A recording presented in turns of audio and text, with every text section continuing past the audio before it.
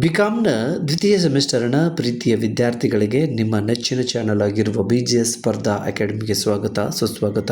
ಆತ್ಮೀಯ ವಿದ್ಯಾರ್ಥಿಗಳೇ, ನಿಮಗೆ 5 ಅಂಕಕ್ಕೆ ಟಿಪ್ಪಣಿ ಮಾದರಿಯ ಕವಿ ಪರಿಚಯದ ಮೇಲೆ ಪ್ರಶ್ನೆಗಳನ್ನು ಕೇಳೋದ್ರಿಂದ ಇಲ್ಲಿ ಕವಿ ಪರಿಚಯ ನಮಗೆ ತುಂಬ ಅವಶ್ಯಕತೆ ಇದೆ. ಇದೇ ರೀತಿಯಾದ ಕವಿ ಪರಿಚಯವನ್ನು ಅಥವಾ ಕವಿಗಳ ಕುರಿತಾಗಿ ಒಂದಿಷ್ಟು ಮಾಹಿತಿಯನ್ನು ನೀವು ಬರೆದದ್ದೇ ಆದರೆ ನಿಮಗೆ 5 ಅಂಕಗಳು ಸಿಗುವ ಸಾಧ್ಯತೆ ಇರ್ತದೆ. ಅದಕ್ಕಾಗಿ ವಿದ್ಯಾರ್ಥಿಗಳಿಗೆ ಅನುಕೂಲವಾಗಲಿ ಅನ್ನುವ ದೃಷ್ಟಿಕೋನದಿಂದ ಈಗ ಕವಿ ಪರಿಚಯದ ಚರ್ಚೆ ಮಾಡ್ತಾ ಇದ್ದೇನೆ. ಇದರೊಂದಿಗೆ ಈ ಕವಿ ಪರಿಚಯದಲ್ಲಿ ಬರುವ 1 ಅಂಕದ ಪ್ರಶ್ನೆಗಳನ್ನು ಕೂಡ, ಸಂಭವನೀಯ ಪ್ರಶ್ನೆಗಳು ಅಥವಾ ಕೇಳಬಹುದಾದ ಪ್ರಶ್ನೆಗಳನ್ನು ನಾನಿಲ್ಲಿ ಚರ್ಚೆ ಮಾಡ್ತಾ ಇದ್ದೇನೆ. ವಿದ್ಯಾರ್ಥಿಗಳು ಇದರ ಉಪಯೋಗವನ್ನು ಪಡೆದುಕೊಳ್ಬೋದು. ಹಾಗೆ ಇಷ್ಟವಾದರೆ ಬರೆದಿಟ್ಕೋಬೋದು.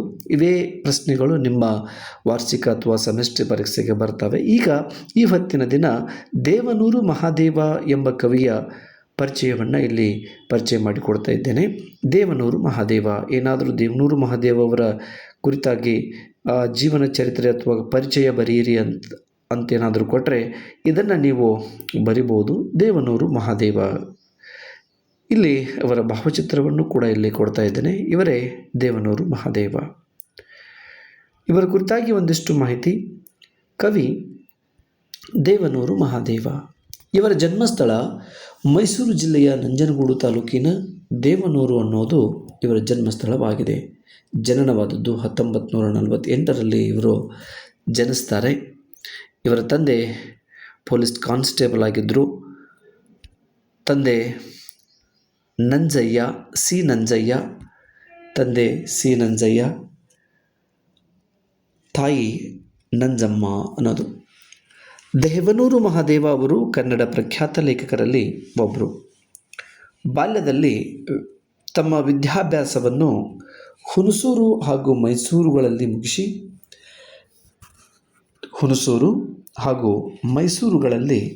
ಮುಗಿಸ್ತಾರೆ. ನಂತರ ಮೈಸೂರಿನ ಭಾರತೀಯ ಭಾಷಾ ಸಂಸ್ಥೆಯಲ್ಲಿ ಕೆಲವು ವರ್ಷಗಳ ಕಾಲ ಅಧ್ಯಕ್ಷರಾಗಿ ಸೇವೆಯನ್ನು ಸಲ್ಲಿಸ್ತಾರೆ. ನಂತರ ವ್ಯವಸಾಯದಲ್ಲಿ ತೊಡಗಿ ಮೈಸೂರಿನಲ್ಲಿ ನೆಲೆಸ್ತಾರೆ. ಇವರ ಜೀವನದಲ್ಲಿ ಒಂದು ವಿಶೇಷ ಸಂದರ್ಭ ಎಂದರೆ ಫೋರ್ಡ್ ಫೌಂಡೇಶನ್ ಅವರು ಅಷ್ಟೇ ಅಲ್ಲದೆ ಫೋರ್ಡ್ ಫೌಂಡೇಶನ್ ಅವರು ಕೊಡಮಾಡಿದ ಸಂಶೋಧನಾ ವೇತನವನ್ನು ಹಾಗೂ ಮೈಸೂರಿನ ಕರ್ನಾಟಕ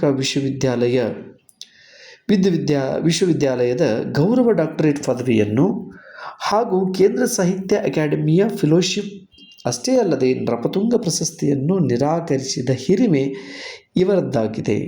ಇಷ್ಟು ಪ್ರಶಸ್ತಿಗಳನ್ನು ಅವರು ನಿರಾಕರಿಸ್ತಾರಂತೆ. ಇದೊಂದು ಇವರ ವಿಶೇಷವಾದ ಜೀವನದಲ್ಲಿ ಬಂದು ಹೋಗಿರುವ ಸಂದರ್ಭ.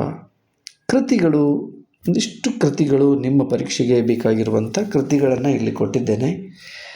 ಇವರು ಬರೆದ ಕಥಾ ಸಂಕಲನಗಳು ದ್ಯಾವನೂರು ಮತ್ತು ಇತರ ಕಥೆಗಳು ಅನ್ನೋದು ಇವರ ಕಥಾ ಸಂಕಲನ. ದ್ಯಾವನೂರು ಮತ್ತು ಇತರ ಕಥೆಗಳು. ಕಾದಂಬರಿಗಳು ಒಡಲಾಳ, ಕುಸುಮಬಾಲೆ. ಬಿಡಿ ಬರಹ ಕೃತಿ ಇದು ಎದೆಗೆ ಬಿದ್ದ ಅಕ್ಷರ, ಬಹಳ ಮುಖ್ಯವಾದ ಇವರ ಒಂದು ಕೃತಿ. ಪತ್ರಿಕೆಯನ್ನು ಕೂಡ ಇವರು ಪ್ರಾರಂಭಿಸಿದ್ರು. ಆ ಪತ್ರಿಕೆಯ ಹೆಸರು ನರಬಂಡಾಯ ಎಂಬ ಹೆಸರಿನಿಂದ ಪ್ರಾರಂಭಿಸಿದ ಈ ಪತ್ರಿಕೆಯನ್ನು ಅವರು ನಡೆಸ್ತಾ ಇದ್ದರು. ನಂತರ ಅದಕ್ಕೆ ಪಂಚಮ ಎಂಬ ಹೆಸರನ್ನು ಬದಲಿಸಿ ಪ್ರಕಟಿಸಿದರು. ಇಷ್ಟೆಲ್ಲ ಸಾಧನೆಗೈದಿರುವಂತಹ ದೇವನೂರು ಮಹಾದೇವ ಅವರಿಗೆ ಪ್ರಶಸ್ತಿಗಳು ಯಾವ್ಯಾವ ಬಂದಾವೆ? ರಾಜ್ಯ ಸಾಹಿತ್ಯ ಅಕಾಡೆಮಿ ಪ್ರಶಸ್ತಿ ಬರ್ತದೆ. ಕರ್ನಾಟಕ ರಾಜ್ಯೋತ್ಸವ ಪ್ರಶಸ್ತಿ ಬರ್ತದೆ 1990ರಲ್ಲಿ. ಕುಸುಮಬಾಲೆ ಕೃತಿಗಾಗಿ ಕೇಂದ್ರ ಸಾಹಿತ್ಯ ಅಕಾಡೆಮಿ ಪ್ರಶಸ್ತಿ ಬಂದಿದೆ. ನಂತರ ಅಲ್ಲಮ ಪ್ರಶಸ್ತಿ ಬಂದಿದೆ, ಬೋಧಿ ವೃಕ್ಷ ಪ್ರಶಸ್ತಿ ಬಂದಿದೆ. ಹಾಗೆ ಭಾಳಷ್ಟು ಪ್ರಶಸ್ತಿಗಳು ಬಂದವೆ. ಇಲ್ಲಿ ಕೆಲವೊಂದಿಷ್ಟು ನಿಮಗೆ ಪರೀಕ್ಷೆಗೆ ಮುಖ್ಯವಾಗಿರುವಂಥವು. VM ಇನಾಮದಾರ್ ಪ್ರಶಸ್ತಿ ಕೂಡ ಇವರಿಗೆ ಬಂದಿದೆ. VM ಇನಾಮದಾರ್ ಪ್ರಶಸ್ತಿ. ಒಡಲಾಳ ಕೃತಿಗೆ ಕಲ್ಕತ್ತಾದ ಭಾರತೀಯ ಭಾಷಾ ಪರಿಷತ್ ಪ್ರಶಸ್ತಿ ಕೂಡ ಸಿಗ್ತದೆ. ನಂತರ 2011ರಲ್ಲಿ ಭಾರತ ಸರ್ಕಾರ ಇವರಿಗೆ ಪದ್ಮಶ್ರೀ ಪ್ರಶಸ್ತಿಯನ್ನು ನೀಡಿ ಗೌರವಿಸಿದೆ.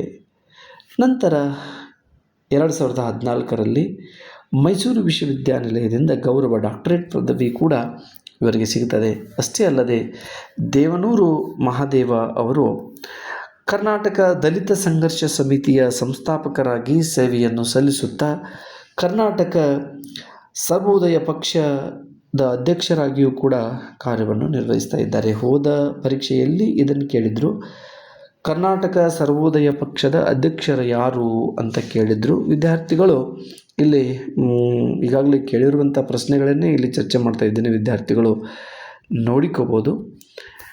ಇಲ್ಲಿ ಕೇಳಬಹುದಾದ ಪ್ರಶ್ನೆಗಳು ಹೀಗಿವೆ. ದೇವನೂರು ಮಹಾದೇವ ಅವರ ಜನ್ಮಸ್ಥಳ ಯಾವುದು? ಮೈಸೂರು ಜಿಲ್ಲೆಯ ನಂಜನಗೂಡು ತಾಲೂಕಿನ ದೇವನೂರು ಅನ್ನೋದು ಇಲ್ಲಿ ಅವರ ಊರಿನ ಒಂದು ಹೆಸರು. ನಂತರ ದೇವನೂರು ಮಹಾದೇವ ಅವರ ತಂದೆ ತಾಯಿಗಳ ಹೆಸರೇನು? ಹೀಗೂ ಕೂಡ ಕೇಳ್ಬೋದು. ತಂದೆ ನಂಜಯ್ಯ, ತಾಯಿ ನಂಜಮ್ಮ. ಕರ್ನಾಟಕ ಸರ್ವೋದಯ ಪಕ್ಷದ ಅಧ್ಯಕ್ಷರು ಯಾರು? ಈಗಾಗಲೇ ರಿಪೀಟೆಡ್ ಪ್ರಶ್ನೆ ಇದು. ಕರ್ನಾಟಕ ಸರ್ವೋದಯ ಪಕ್ಷದ ಅಧ್ಯಕ್ಷರು ಯಾರು? ಹೋದ ಸೆಮಿಸ್ಟರ್ನ ಪರೀಕ್ಷೆಯಲ್ಲಿ ಈ ಪ್ರಶ್ನೆಯನ್ನು ನೇರವಾಗಿ ಹೀಗೆ ಕೇಳಲಾಗಿತ್ತು. ದೇವನೂರು ಮಹಾದೇವ ಅವರು ಇದರ ಅಧ್ಯಕ್ಷರಾಗಿದ್ದರು.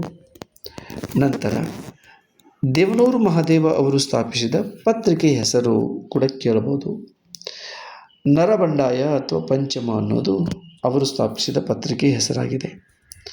ನಂತರ ದೇವನೂರು ಮಹಾದೇವ ಅವರ ಬಿಡಿ ಬರಹ ಕೃತಿ ಯಾವುದು ಅಂತಲೂ ಕೂಡ ಕೇಳಬಹುದು. ಎದೆಗೆ ಬಿದ್ದ ಅಕ್ಷರ ಅವರ ಬಿಡಿ ಬರಹ ಕೃತಿಯಾಗಿದೆ.